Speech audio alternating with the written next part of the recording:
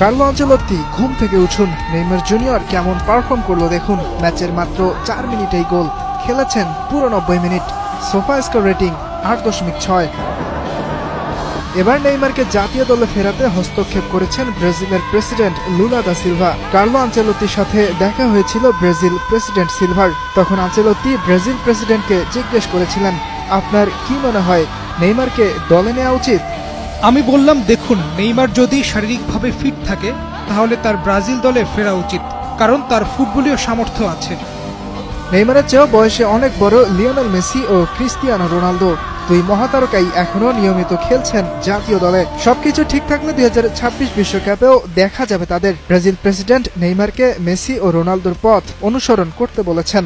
আমাদের আগে জানতে হবে নেইমার দলে ফিরতে চায় কিনা।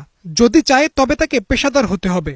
শুধু নামের জোরে বিশ্বকাপে খেলা যায় না, ফুটবলীয় প্রতিভা দিয়েই ফিরতে হবে। সে ক্রিস্টিয়ানো রোনালদো কিংবা মেসিকে অনুসরণ করতে পারে, তাহলে ফিরতে পারবে জাতীয় দলে।